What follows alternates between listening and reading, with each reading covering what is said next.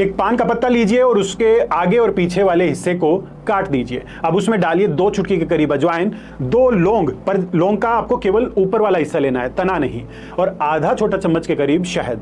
अब इस पान को बनाकर मुंह में रखिए, धीरे धीरे चबाते रहिए और धीरे धीरे इसका रस अंदर ही निकलते रहिए। छाती में जमा बलगम है, खांसी जा नहीं रही है, बस 5 से 7 दिन ये पान बनाकर आप ट्राई कर लो। पान बलगम को पतला करता है, वहीं अजवाइन उसे बाहर निकालने में आपकी सहायता करता है और शहद उसे जड़ से खत्म करने में आपकी सहायता करता है।